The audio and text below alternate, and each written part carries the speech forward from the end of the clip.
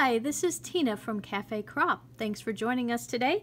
We are going to make a card that looks like a knit hat. So we're going to use an embossing folder to give it the texture, and then you could always add some additional sparkle or embellishment to it if you'd like.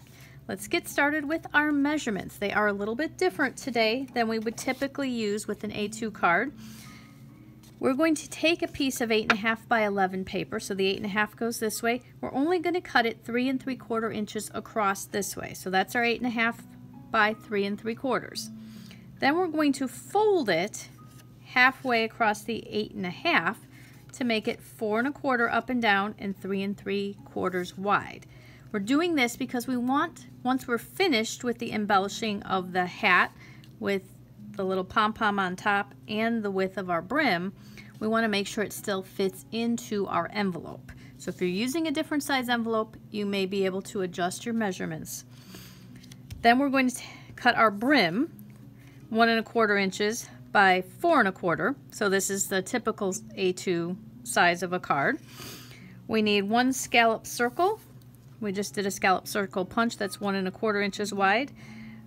A snowflake, whatever color you would like. I like purple, so I punched a purple snowflake. You can use a punch, a die cut, whatever you have available to you.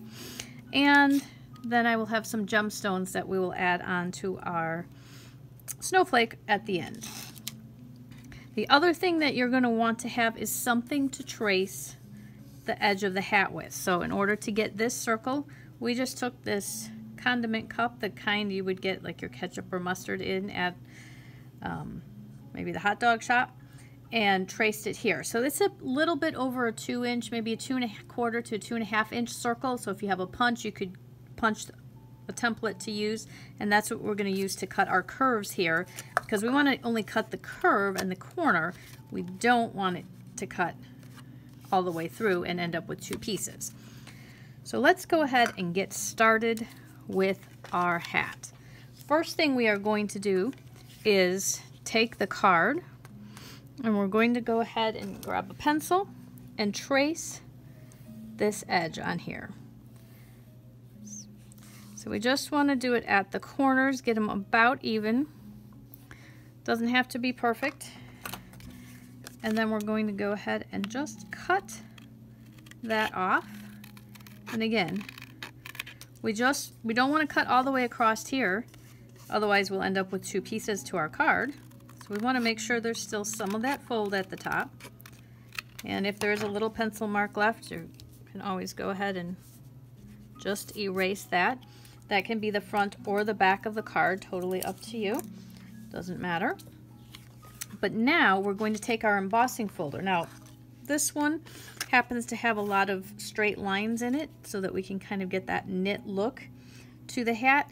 You can use any embossing folder you want, but what we're going to do, which is key here, we don't want to put the whole thing in, because if you put the whole thing in and emboss both front and back, when you open it up to use it as a card, it's going to be very hard to write a message or stamp something inside if it's all bumpy from the texture.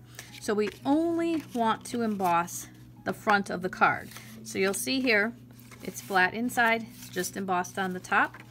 We want to do the same thing, and in order to do that, if we turn our card so the folded edge is near the bottom, you want to try and line that fold up with the bottom of the design.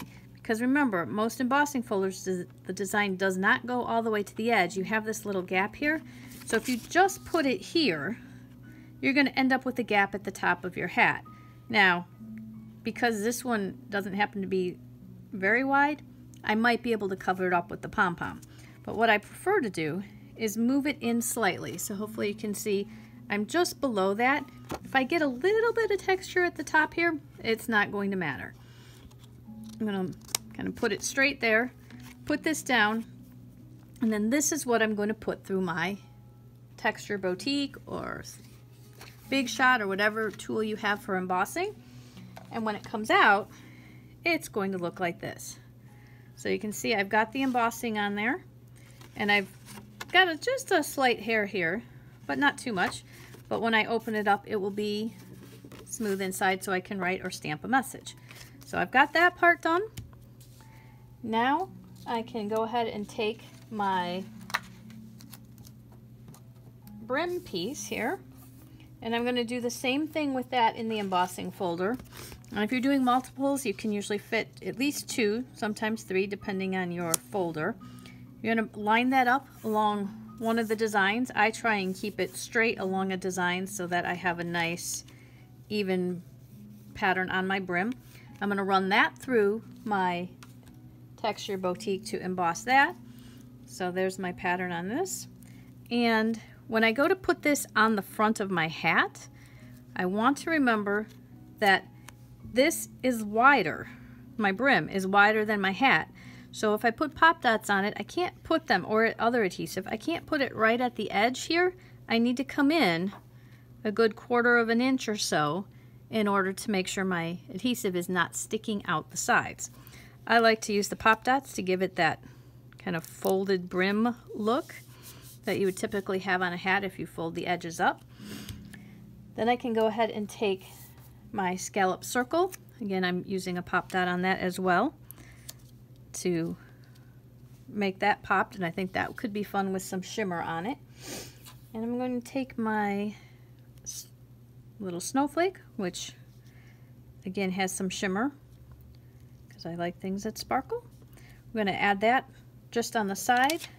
Take one of the gemstones that we have here, pop that right in the middle, and we have our nice little hat. And you can use that for any type of occasion. Thanks for joining us today. This is Tina from Cafe Crop. We appreciate you checking us out. If you just go below and click on the link to subscribe to our YouTube channel, we would greatly appreciate it. And you can find us also on Facebook as well as at our website. It's Cafe Crop, C-A-F-E-C-R-O-P. Thanks much. We'll see you again next time.